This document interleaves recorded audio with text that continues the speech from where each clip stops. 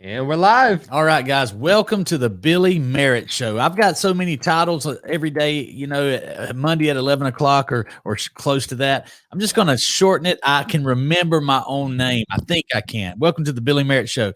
Today, I have, again, this is a thrill. Somebody actually came on and agreed to come back again.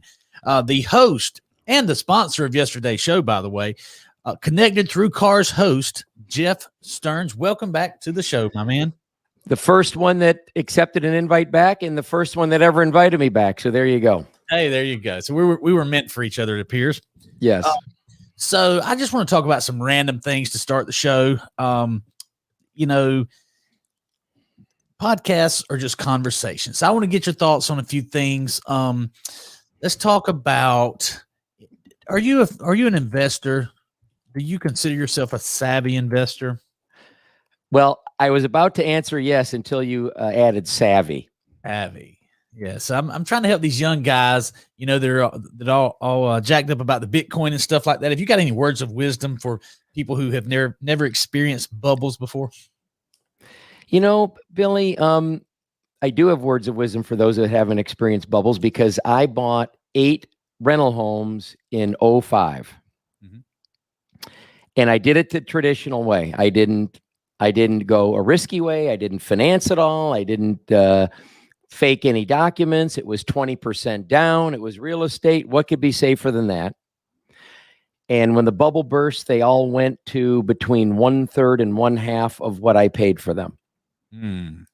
Now, I don't know everything, but a good explanation that I got for housing anyway is that when housing prices increase at a rate higher than incomes are increasing, then this could cause a retraction again or a pullback again. I mean, I don't know anything to be true. I don't want to black anyone out or cause any markets, but to me, that was a very good, why did it go up? Why did it go down? And houses now are increasing, and I don't know about commercial, but real estate's increasing at a rate higher than incomes are increasing. And with what's gone on in the last year, and I'm not saying that millionaires weren't made due to the COVID, et cetera, but in general, with unemployment being up, et cetera, it doesn't quite match. Now, Bitcoin, I'm not an investor in Bitcoin. I wish I was an investor in Bitcoin back when people were talking about it and I didn't know what it was, and I still don't know what it is. But somebody explained to me the other day, and I don't know if I have the number exactly right, but there is a finite number of Bitcoin currency, like 21 million pieces. I think that's the number. And there are 40 million millionaires plus in the United States. So there's not even one unit per millionaire in the United States. So as long as it has something to do with transferring money, that's the value of it without a middleman. So as long as this is the case, I mean, there's some predictions that it could be $1 million a unit within 10 to 20 years. I don't know, but what do I know? If you want to know what not to do, just watch me do it. Yeah, so I've invested in Bitcoin when it was at its highest, and I've invested in gold when it was at its highest. So now I just turn that over to my financial advisor and just give him the money. So we quit playing with all that. But let's talk about something else that you really like, and I really like, and that is cars.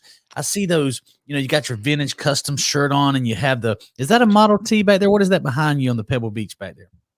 This? Yeah. What was the mark that year? I'm not sure. That's a Greyhound dog hood ornament. So that would be a Lincoln. Sweet. All right. That would be a Lincoln. And Pebble Beach, when I got into the exotic car business around 2000, that became a big deal to go entertain your client at the car show.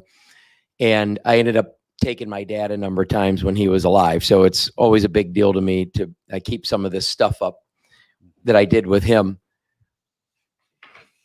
This is a 1953 plaster showroom Nash piece. Wow. Look at there. That was on the wall in my dad's lot when I was growing up. So it's been everywhere I've ever worked ever since. I'm sure it has. Have you ever been to the Amelia Island car show? Oh, of course. And Amelia Island Concours, that's Mr. Warner's event. Okay. That's fabulous. I'm sure the big shots in the twin props will all be showing up. I'm a little guy. When I go to that thing, I fly in and we taxi right on out of the way of the big boys that are coming in. But yeah, that's a big show. Are you going this year? I think so, and I hope that it ends up being professional. The ex-general manager of Rolls-Royce North America when BMW bought the brand. So he was the very first employee of Rolls-Royce when BMW bought him, a man named George Wallish. Good friend of mine. He was on one of my shows that's still in the can. It's not out yet.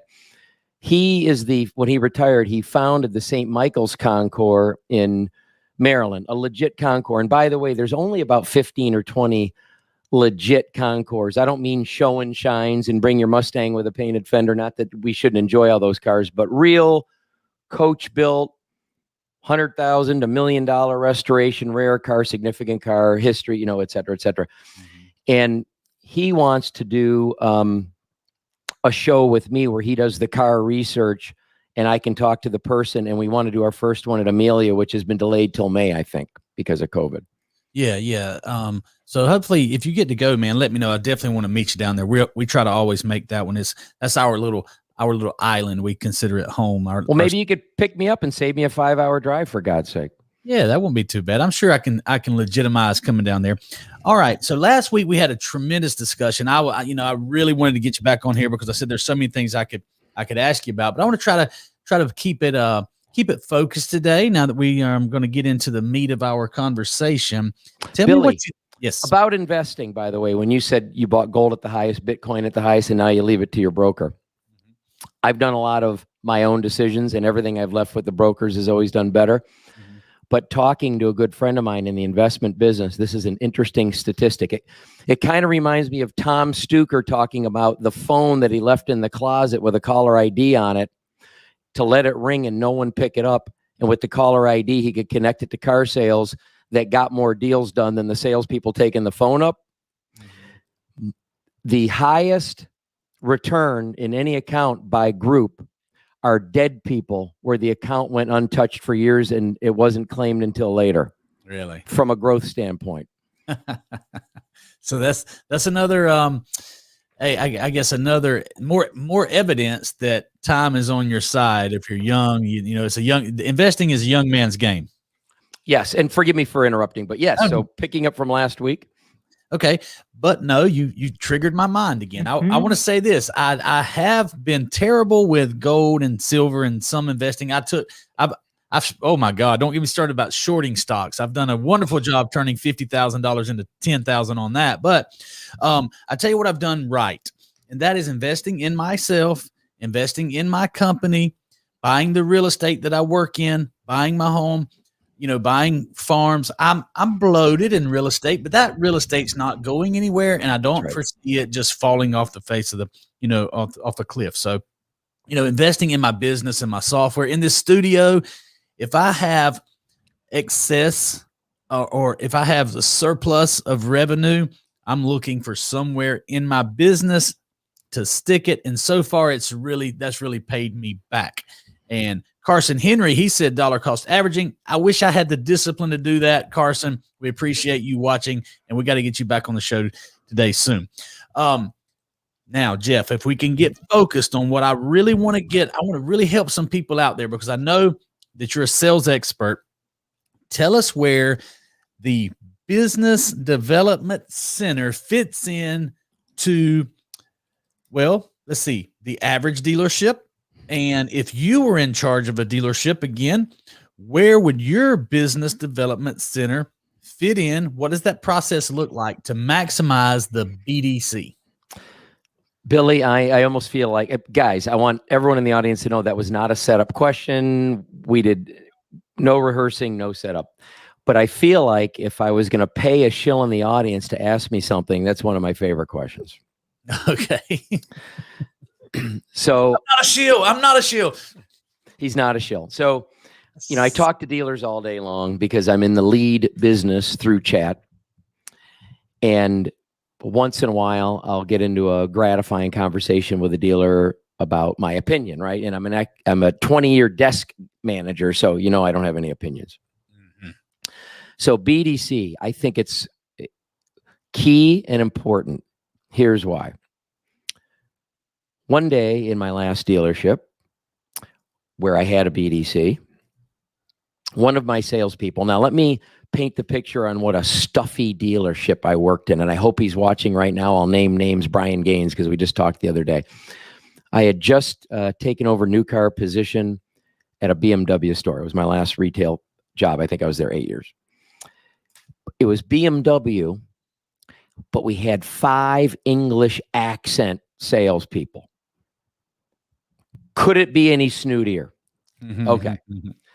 And these guys in their tight suits and their short pants and their James Bond looks and not even smelling bad after they have a cigarette. Like, how do they do it?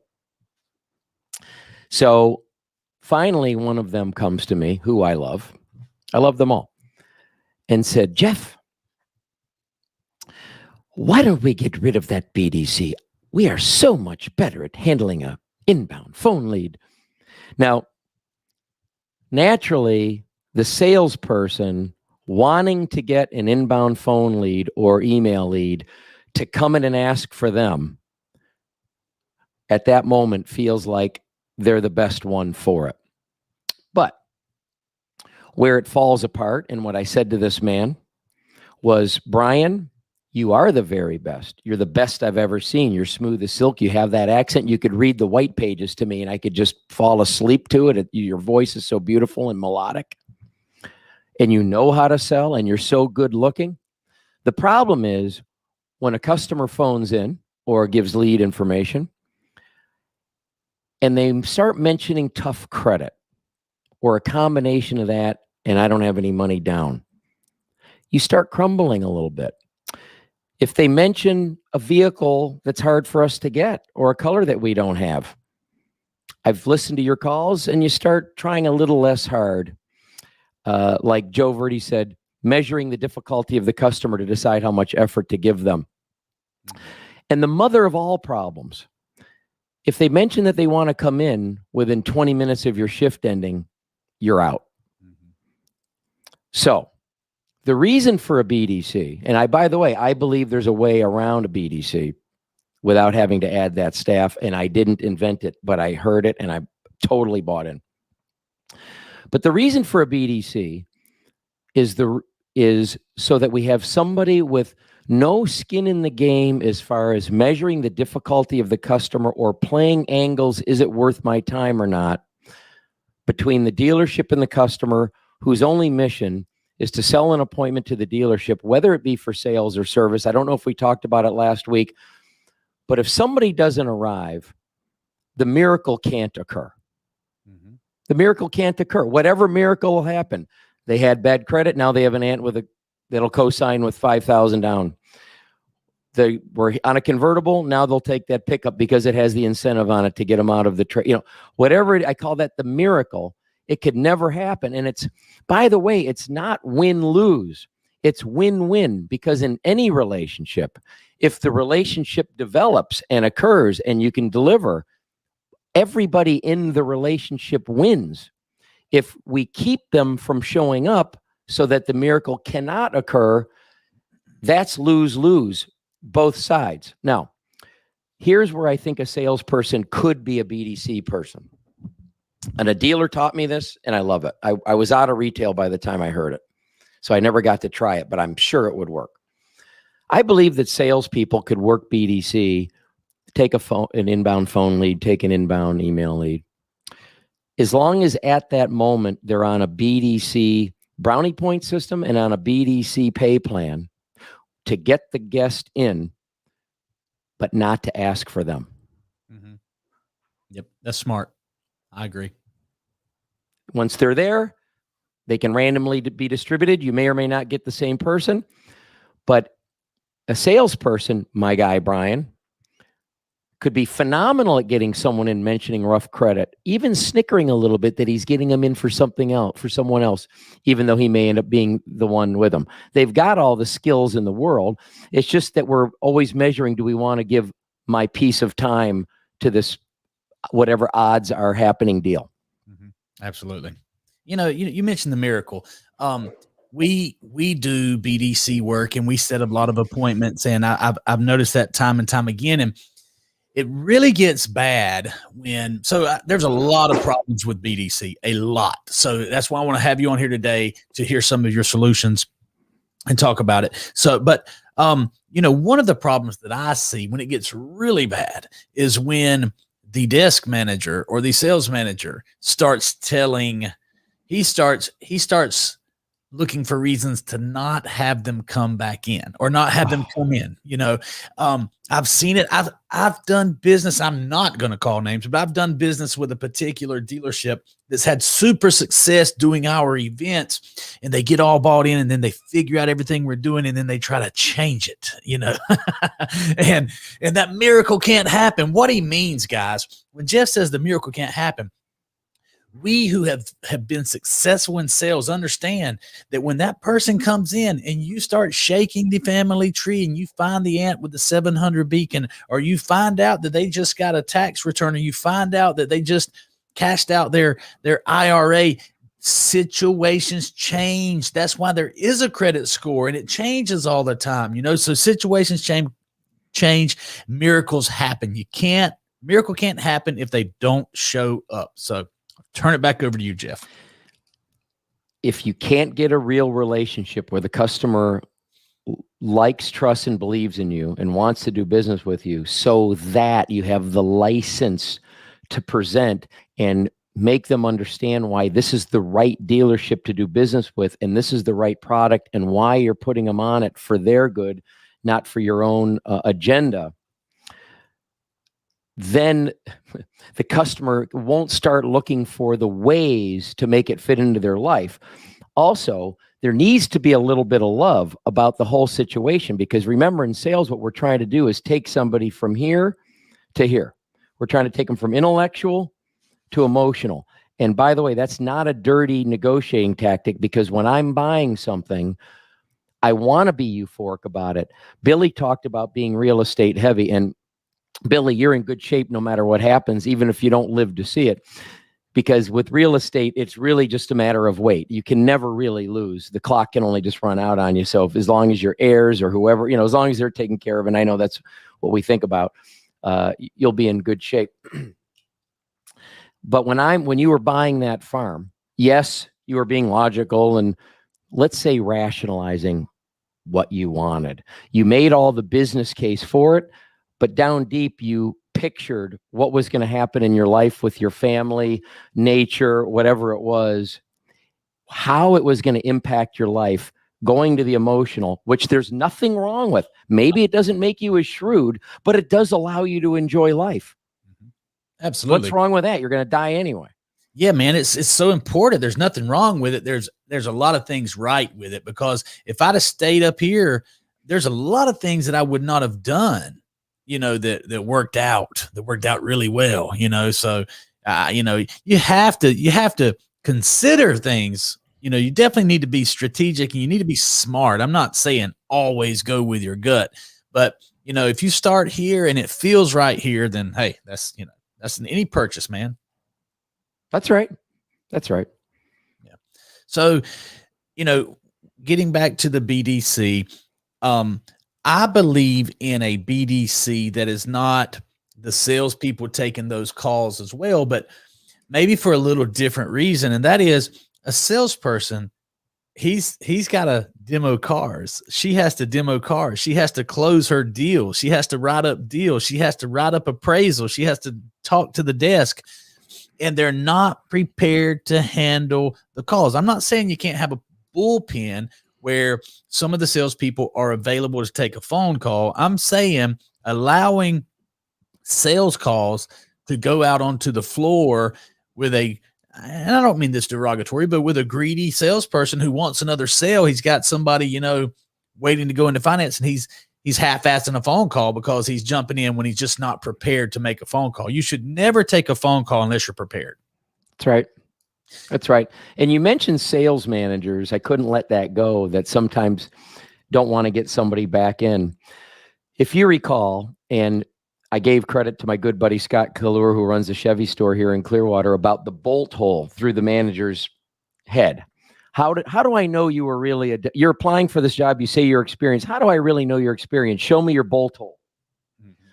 Okay, I could see that you had a wing nut going through that rod, going through your body to the floor that you can't get up. That's how I know you were a sales manager before.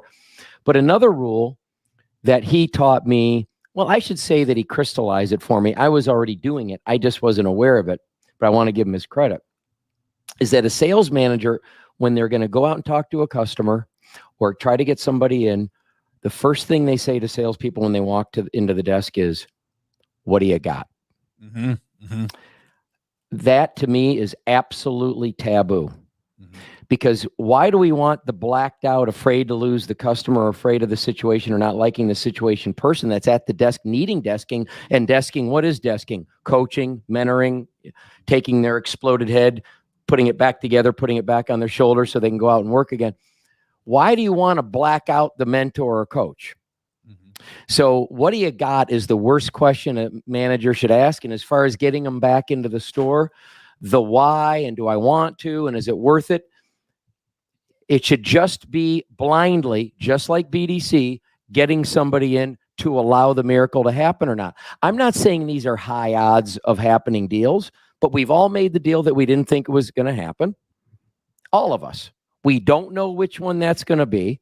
We don't know what happens when they meet another person there that's from the same place, or wife works at the same place, or these dynamics that have everything to do with the deal coming together. The deal, the structure, the lease, the loan, all of that matters. But in the end, I've seen more deals come together because the manager that came in on the TO, or the salesman that came in on the split deal, salesperson that came in on the split deal, their wife worked at the same place, and then it's a deal. Right. Yep. That's right. That? You got to allow that to happen. So anyway, sorry that I keep regressing in the conversation. No, it's okay. I mean, it's important stuff. We have to look for reasons to make a deal happen, not for reasons why they won't happen. And I want to go a little further so that I remember. I was a pretty decent desk guy, and I do remember learning that was a horrible thing to say. I forgot who taught it to me. What have you got? But it made sense at the time. Now, what's the better question? And we'll get back into BDC, but we have a lot of sales managers that watch. How should they greet their salesperson that's coming to get help? There's actually only one way remember I talked about highly processed, and you wondered, about that. I mean, I believe in processing everything down to how you hold your eyes when you're greeting. I mean, everything should be processed. So to me, again, taught to me by this mentor, it should only be this and this. It shouldn't even be words. Salesperson walks in, there should be allowed to say nothing. Desk manager on the greeting should be saying nothing but this, and the salesperson does or this, and then they give them this, and the salesperson can only give a affirmative or negative on that. And what it is did they drive, and will they buy now if the deal's right? So you believe in the trial close? The biggest slumps I've ever had in my career, when I was feeling weak, you get in a slump, you feel weak, you get in more of a slump, that wheel. I always noticed that my number one step suffering was trial close. Because that was the very first time that I was going to ask something that could get me a rejection. Anything other than money keeping us from parking this baby in your driveway tonight, as corny as you think that is cheesy, you say it the way it's comfortable for you. I'm corny and cheesy by personality. It's, my show. I want to entertain the guests as much as I want to entertain. I want to develop. That's how it works for me, right? Yeah. But there's a way to ask, because in the end, we want to know, this is not for ourselves, it's for them. If it doesn't fit in the garage, let's know now. If I'm not allowed to park a truck because of my homeowners association in the driveway, let's know now. If there's another decision maker in the process, let's know now for their sake, because it's your job to facilitate them ending up in the vehicle. And if you don't walk them down that, you can't if they don't let you know the other barriers. And by the way, you don't need a yes to a trial close. A trial close just lets you know where you're at and gives you one more bullet that you could use later that could go something like, hey, you told me if everything was right, we were getting together. As long as you have the license to ask, can you tell me what's missing when you need to reset the deal? and get it going again.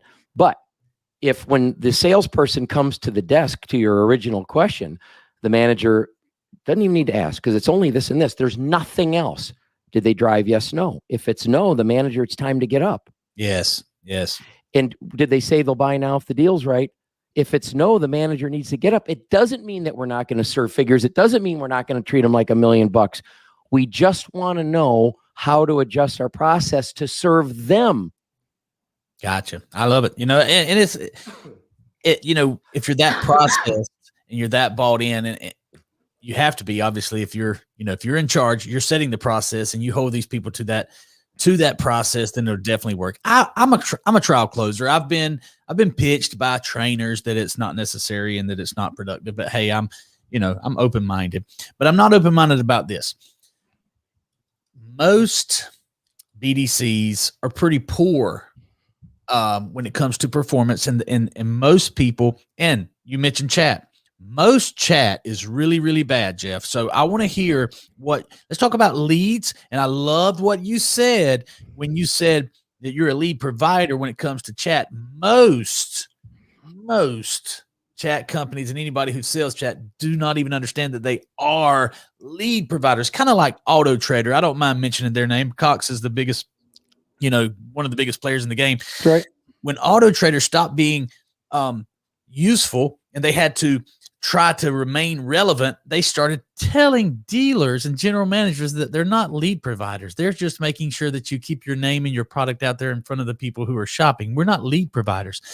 I don't want you if you're not a lead provider. If you're going to do a chat for me, if you're going to do any marketing for me, I'll handle my own brand awareness. I want to lead. So lead process, lead management, and obviously BDCs are appointment-based selling. That's why I love BDCs, is that I only operate by appointment, right? So tell us what the lead process, lead management should look like in your BDC and how that fits into lead generation. Well, if it's a like a cadence thing, like how many phone calls, how many texts, how many emails, I'm afraid that I don't have that answer. Good.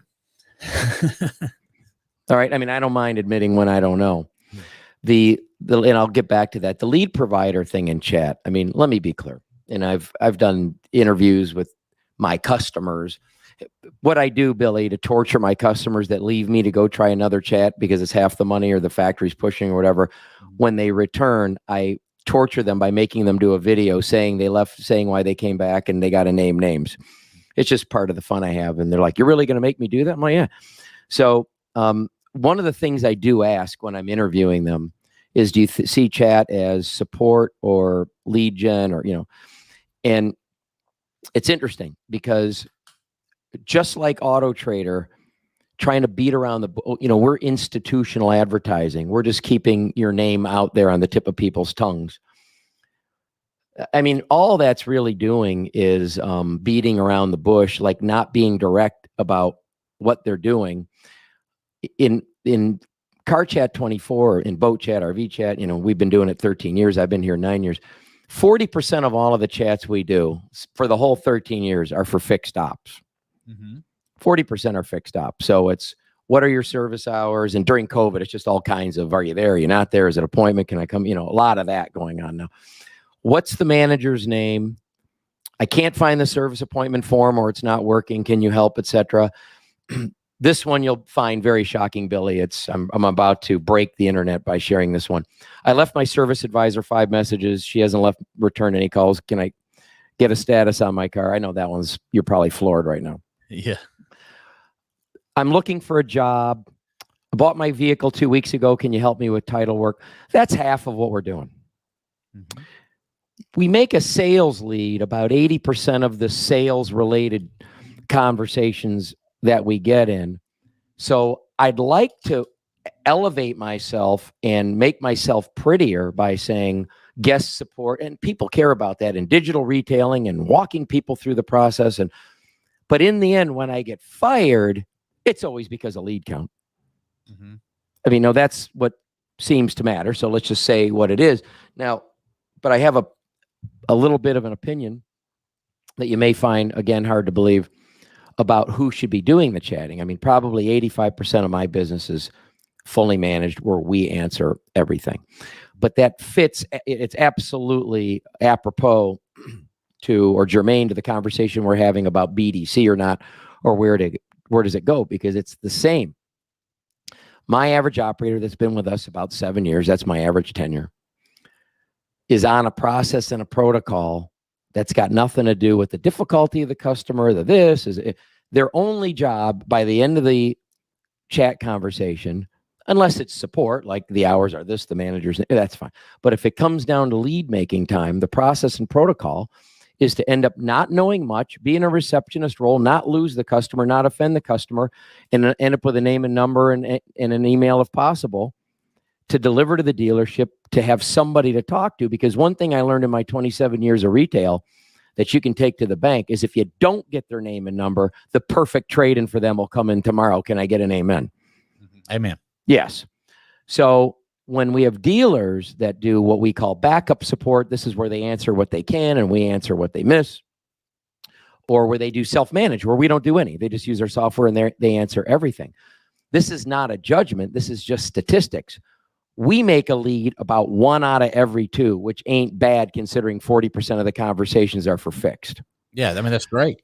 My average dealer, 13 years statistics haven't changed, are making 1 out of 6, 1 out of 7 into a lead. Kind of like that phone up situation where the dealer listens to their inbound phone calls and could get frustrated with their staff that they gave everything and ended up getting nothing. And when I say get nothing, I don't mean self-serving. The miracle can occur. The win-win relationship can occur if a union doesn't end up happening later, which can't happen if you can't do step B until you do step A, which is having somebody to stay in touch with when the perfect trade or the perfect vehicle shows up tomorrow, or, for the tires, etc. So to me, that's where chat kind of parallels BDC, where we have an impartial party that's only into doing their piece, which is getting the information from the people that are coming and going through your website and currently giving you nothing, kind of like people driving through your lot, not getting greeted, leaving,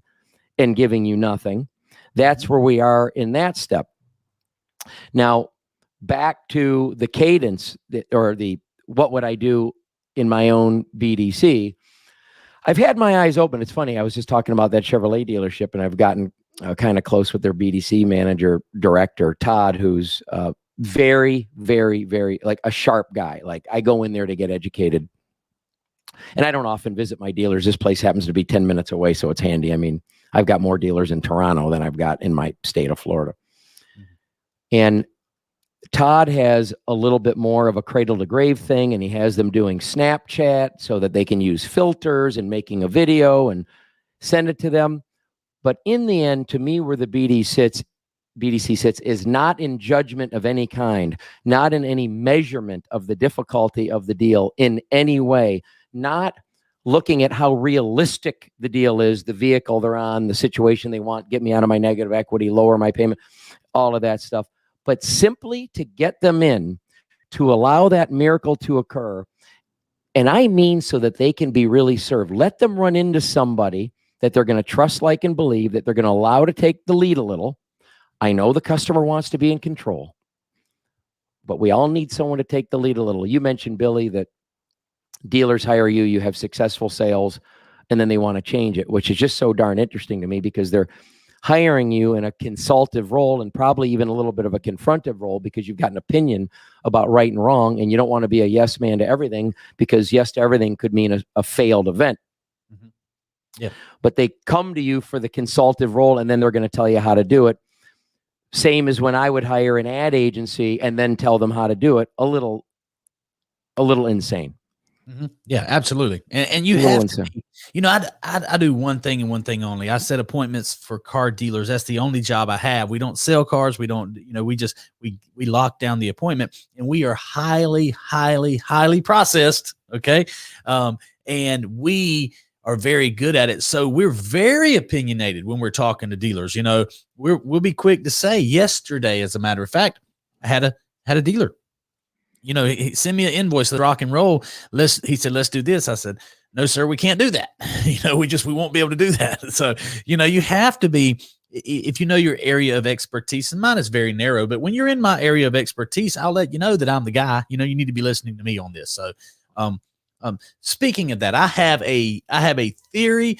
I have a prediction. I think I can see the future. I'm going to run it by you, see if I spark anything new. You're very, or if I get any disagreement from you. So I see the successful dealership of the future as one big BDC where 99%, it should be 100, where 100% of the lead generation is from digital ads that lead to a chat or text, maybe email, but 90% of the leads will come in the form of a conversation. I'm gonna call it a text conversation because we're chatting or texting back and forth. Could be chat, could be text, could be email, though I think that's gonna be a very small percentage, where the process has to involve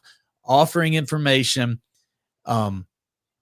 giving information, sending pictures, sending photos, sending videos, and then turning that meaningful conversation. The entire dealership is going to be based around meaningful digital conversations that lead to appointments.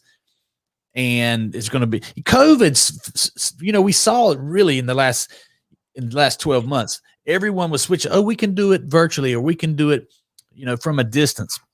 I think that the most successful dealerships are going to have already implemented that, and it's just going to get more and more and more as we go into the future. Your thoughts? That's very interesting. On our last show together, I let you know that I thought sales was a marketing business where selling a car got in the way. Mm-hmm. Marketing, this is what I always taught my salespeople. It's a marketing job where selling a car got in the way. I remember I got so involved with staying in touch with my clients when one of them finally says, I'll take it. Fax me, I sound like an old guy. Fax me a buyer's order and arrange a truck, because I was dealing with 99% out of my state. And I mean, the nearest local market I had was about 60 miles away. So it was mainly just faxes, FedExes, and transports. It used to screw up my cadence. It used to screw up my day, because now I had to get the paperwork together, have F&I spin it, put it together in a FedEx, start arranging a transport, start figuring out to leave his trade in North Carolina or bring it to me, or, whatever. But it would mess me up that I sold something. Luckily, it happened about once a day. So I agree with you with a little bit of first of all, let me not put a but. I agree with you. Yeah. I agree with you. How about along with that? I don't want to say but. Along with that, I believe that salespeople that are tenured should be doing the same thing on a separate track, developing their own following. Absolutely. So I like that you like feeding the machine, but I think the faster a salesperson can wean off of that, the better. Yeah. Because a repeat deal, same family deal, a hand-carried referral deal, etc., it goes way quicker, easier, and feels better for both parties. Yes. Than fresh business.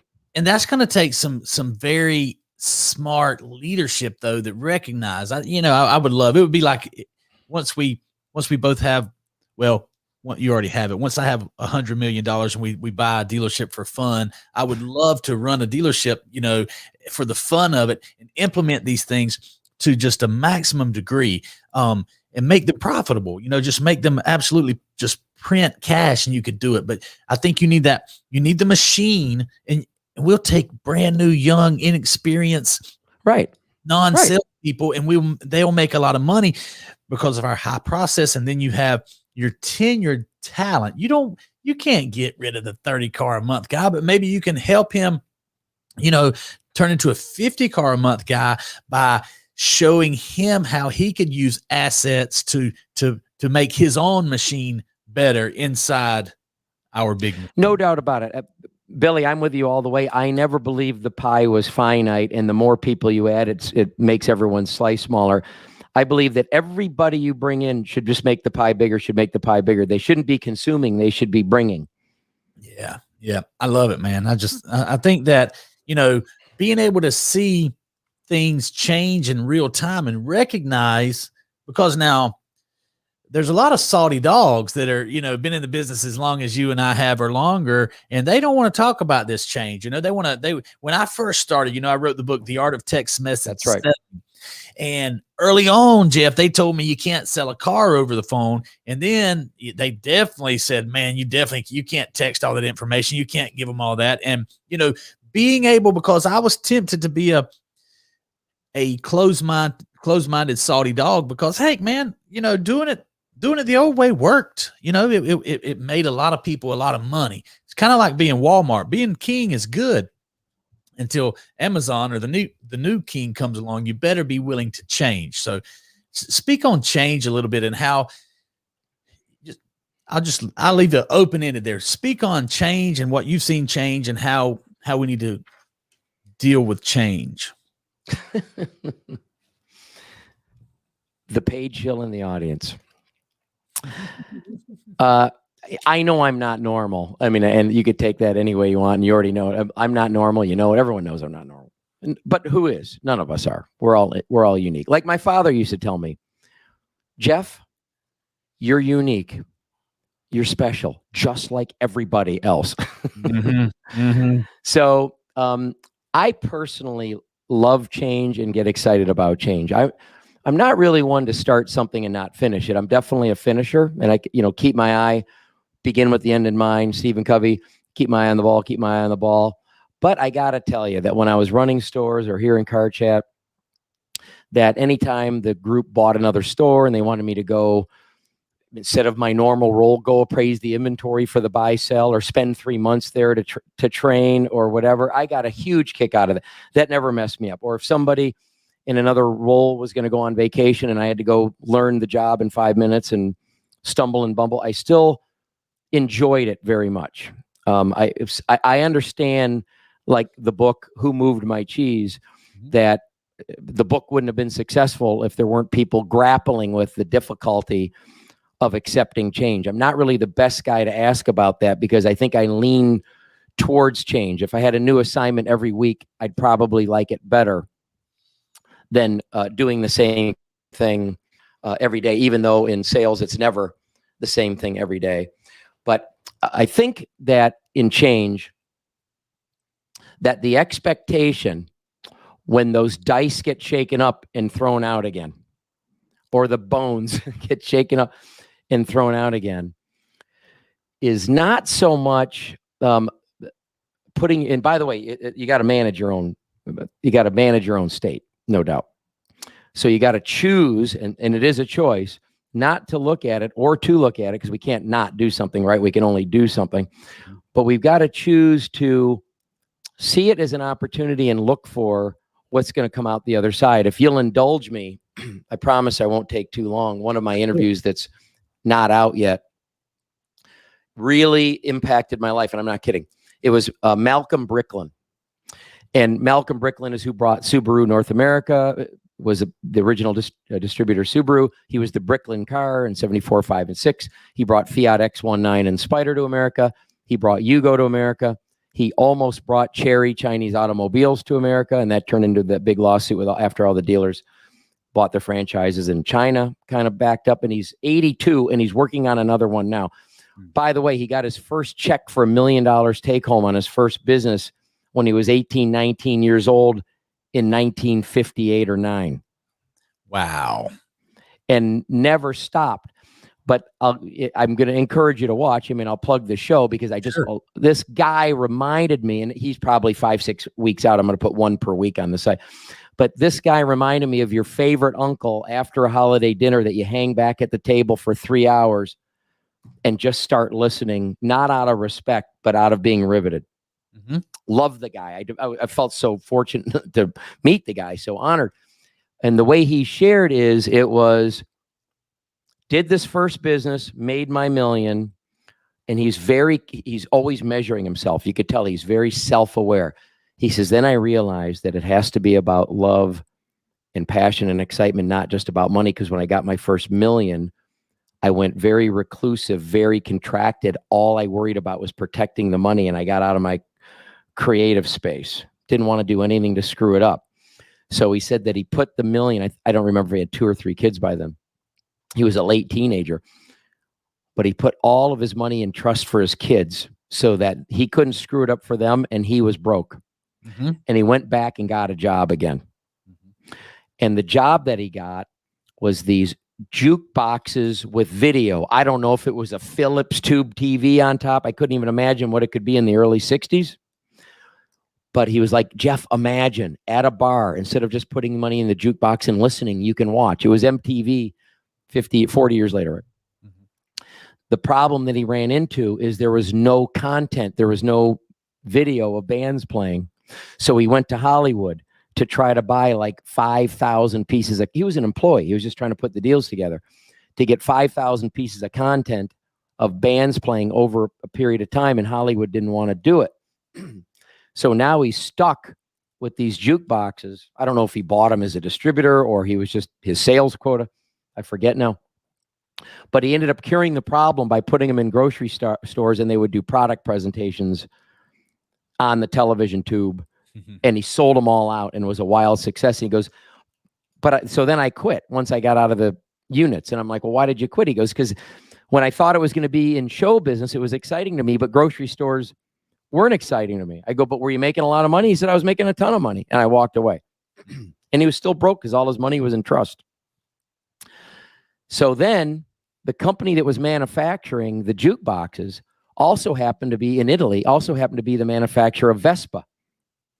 And they had 25,000 units stuck in a warehouse in Long Island that they were embarrassed about. And they asked him if he would come to Italy. I think it was prop overseas Pan Am. I don't think it was jet planes, early 60s, maybe. I don't know, going to Italy. So he went to Italy and they said, listen, you did a phenomenal job with these jukeboxes, whatever they were called. We are stuck with a Long Island warehouse at 25,000 units. We don't know what to do with it. He goes, why did you call me? Well, you thought out of the box to get us out of these other units. He says, I'm not allowed to ride scooters. My mom never let me have a motorcycle. I don't know anything about them. I'm not interested. And he left. They asked him to travel back again. They flew him back again, and he threw him a stupid number, hoping they'd say no because he didn't want to be impolite. And he hit him at $5,000 a week in a New York office to get them out of their Vespas in the early 60s, and they bit. Wow. Long story endless. This business almost failed. This business failed. This business failed. This business failed. This business failed.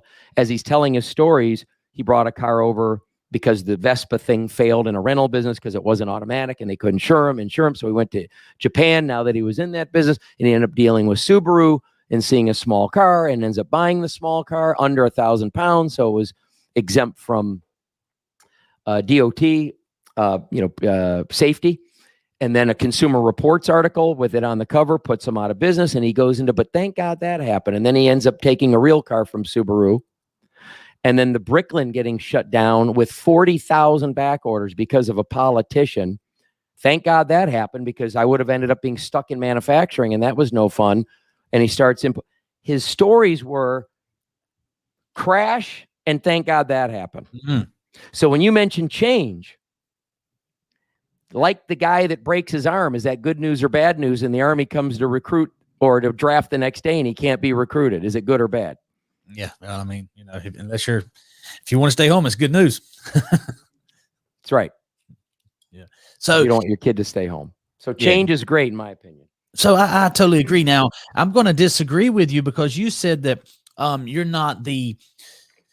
maybe not the best person to ask about change because you like it. The reason I disagree with you is because, man, more people need to be like that. More people need to embrace change. Change is good. I believe in working for several dealerships. There's nothing wrong with getting some roots and building your career and being 10, 15 years somewhere and, setting it on automatic. But there's also nothing wrong with working for several different dealerships, taking the things that were valuable, learning the lessons, leaving behind the dumb stuff, and then creating the ideal situation. If you don't experience a lot of different things, you're not going to be nearly as deep a person. You're not going to be able to overcome the objections. You have to see things from several different angles, and I believe in several different organizations before you'll ever be a powerhouse at at starting. There's no way, in my opinion, that you could start a business like you have, or, be an agency or help a lot of dealers if you haven't been in a lot of those situations. I mean, you can use theory, or you could use the experience that only change gives you. So I'm a change advocate. You need experience, and you can't predict experience. I mean, one thing about that Malcolm Bricklin interview was there was the business plan, then there was what really happened. Mm-hmm. Yeah. Right? I've been in a number of businesses. There's the business plan, and then what really happens. And Jay Smithwick, who I also had, phenomenal guy. Have you seen that 360 photo booth? They put the car inside. Okay. That's my dear friend, Jay Smithwick. We sold cars together 30 years ago. I love that guy. And but before you jump in there, I love his shirt. So I do a lot of trade shows, NADA and Digital Dealer. We always have a very active booth. Plug for Billy Merritt Marketing and DigiNinja. But I love his shirts. Your pictures suck, ours don't. That's what it's. And he does whatever's topical at the moment. When Trump was running, it was like, make photos great again. He's always got a shirt. But your photos suck, mine don't. But Jay, I mean, you see this 360 photo booth, and I forgot if he's now sold. I get confused. It's 8 years or 6 years, and it's 600 units or 800 units. I get him screwed up that he's got in the ground, but he's got at least 600, maybe 800 of those at 30, 40 G's a rattle in the ground. God bless him. While running a 500-600 dealer, taking pictures of inventory for 20 years. But there's the business plan, and then there's what really happens. And you mentioned experience, and I want you guys to get this, especially if you're younger. But you know what? There's people that go to their deathbed that don't get it either. So it doesn't matter what age. There's no substitute for experience, and experience can't happen unless shit goes wrong a little bit. And you can also learn what goes right. But there's a book, Billy, called Outliers. Have you looked at this? I've seen the book. I have not looked at it. It's a worthwhile read, and long and short of it, it talks about whether it be Bill Gates or Tiger Woods or the hockey players that excel, or all these case studies of people that kill it or crush it, all have this common denominator of 10,000 hours doing something. So there is quite literally no excuse for experience. And I'm not saying that there's no overnight successes. I'm not saying someone can't, like Malcolm made his first mill at 19. They are out there. But in general, if you're like me and you got to do it a little bit like a plow horse, because you're not a 200 IQ and maybe not 100, it's going to only be the experience and only be in the doing. And it's going to only be in the knocks. And then you got to stand back when you got to knock and say, like, why? And what Billy said, working at multiple places, multiple situations, what can I take from this? What can I learn not to do? I mean, a lot of people have learned from their parents, I'm going to be exactly like my parent, or I've learned the opposite of whatever my parents did. I'll do the opposite, but it's up to us what we do with it. I mean, there's like what happens to you in life and then what you decide to do with it, which is an intention. Yeah, absolutely. So I want to give you an example, and actually, this is an impromptu game that I want to play. Okay. So I'm going to ask you, I'm going to tell you my situation, what it was, what the plan was, and then what really happened. But I'm going to ask I'm going to ask the expert along the way.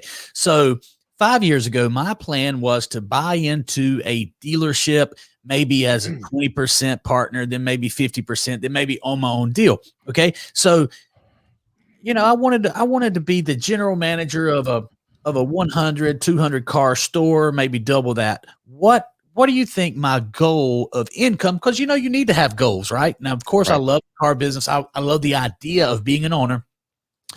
What would success look like if I was that general manager, 20% partner? I'm doing pretty well. What's my annual income? 20% partner, 100 to 200 car store. You were thinking low to high 300 to 500 grand. That's right. And closer to 300,000. I mean, maybe my goals were too low, but I was thinking 250 to 300,000. That would look like success. You could do that for 10 years, and you could have a nice life and have an exit by selling out your equity. There you go. So, I mean, that's a plan. That's a 10-year, 15-year plan. Well, the guy that I was trying to get in business with, I started doing these Facebook events, and he didn't like them. He was old school, right? You can't do that. You can't tell people you're going to give them 4,000 over Kelly Blue Book for their trading, that type of thing. We ended up in not an argument, but I left there without a job. Okay. Okay. Now and I'd spent 3 years trying to get to the point where if I do it just right, I can make that 300,000. I can be whatever. Now we did have a lot of success and it was fun, but I left there without a job. And now I said, you know what? These Facebook events that he didn't like, they'll work in any market, anywhere in the country. And to this date, we're in 48 states. And when I tell you that, my financial goals then were way too low compared to the reality that is today, sometimes, man, you just got to say, thank you, God. You know what I'm saying? And embrace the change and roll with it. And thank God I left there without a job. But when you left there, Billy, like, let's go to where you were in that day or that moment. When it was over that moment, you weren't like, yes, now I'm free. Where were you in that moment? So because I had a demo, the only car that I owned was a car that I had financed for someone. It was like a 2007 or 2010 Dodge Caliber, and I had these racehorse photos on my wall behind me, and I had to take everything that was my personal belongings there and put in that hatchback Dodge Caliber with bald tires on it and drive home and tell my wife that I didn't have a job. Okay. So I was not excited. I was deflated. I was not defeated. Thank God I have intrinsic built-in enthusiasm and optimism. I wasn't very enthusiastic, but I'm very hopeful and very determined, but man, it felt like it felt terrible. It was a low point because I had sacrificed, you're in the car business, Jeff, we mentioned last time, you're going to work till 10 PM, sometimes 11 PM to get that car deal. I'd missed ball games. I'd missed all these things with my family because I was thinking, I want to be that general manager and I want to get that new You were car. building something. Yeah. Yep. And it was just taken away from me immediately. It felt terrible. Yes.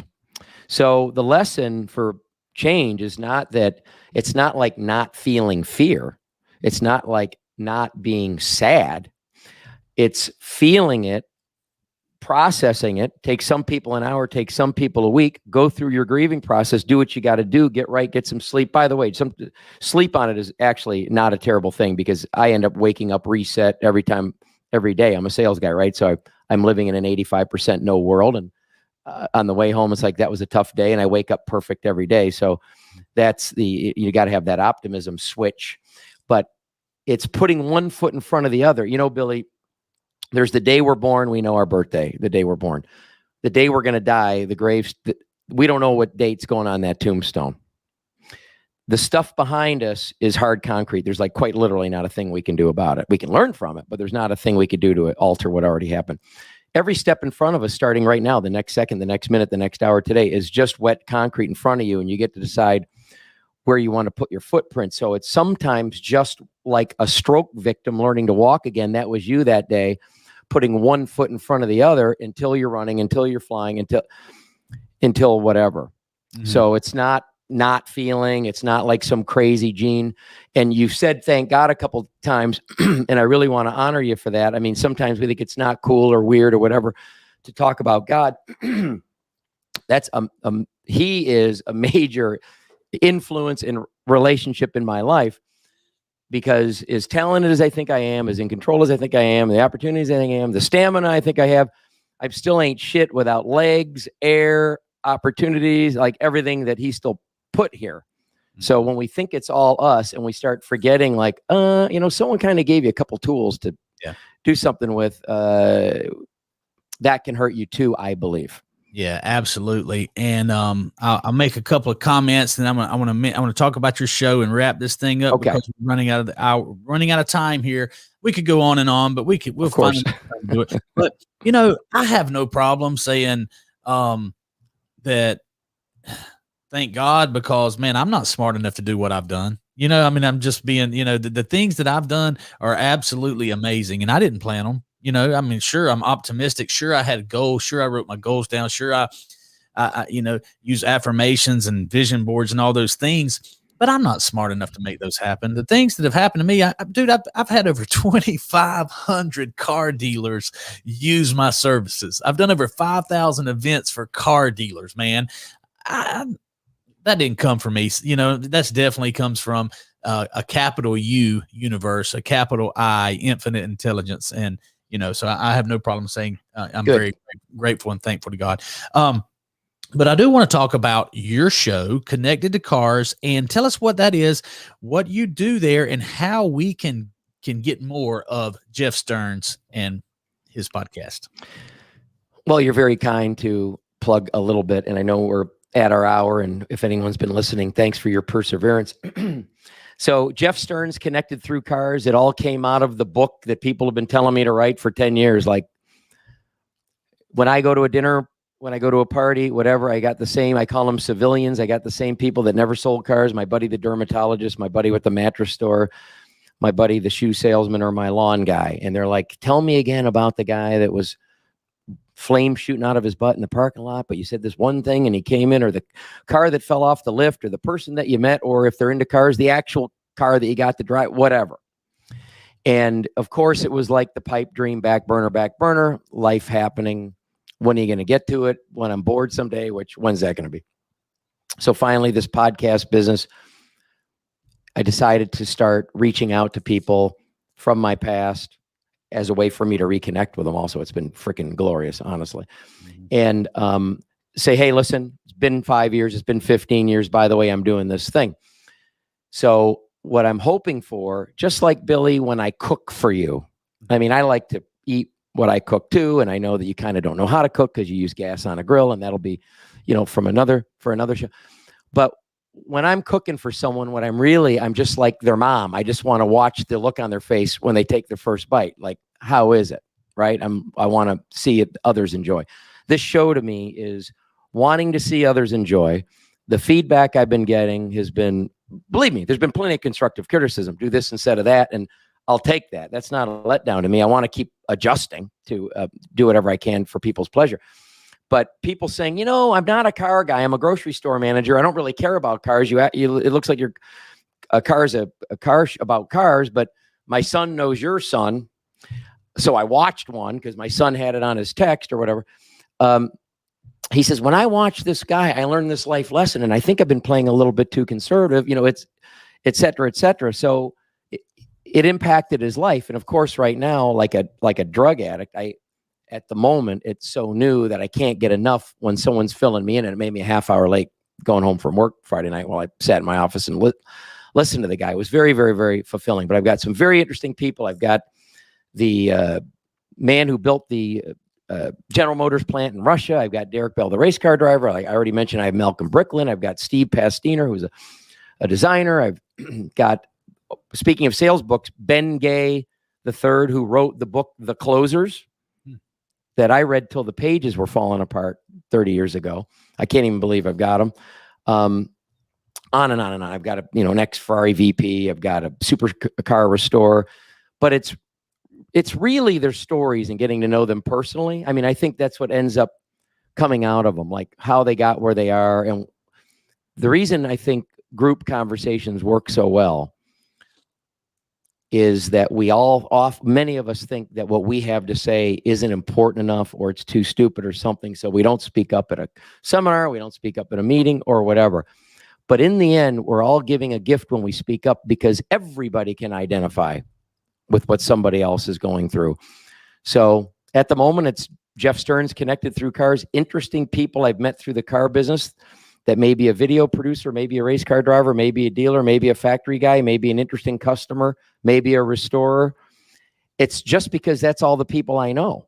I understand. I've definitely been watching. I got to catch more of them. Maybe one day you'll see a fellow podcaster on there. Who knows, right? You just don't know. I don't want to say. Find me an interesting one. Smith, do you know any interesting producers or podcasters that would be a great guest for the hey, Connected Through Cars, right? Smith, what do you think? I know a couple. I think we can make something happen. I want to say thank you to Alicia and Robert Brooker. Thank you for, and Robert had a lot of comments. We can't read them. We're out of time, but he said, I'm a car guy, but I'm a people person. That's right. That's amazing. I think I'm the same thing, and I think Jeff's the same thing. Jeff, again, thank you for coming on, man.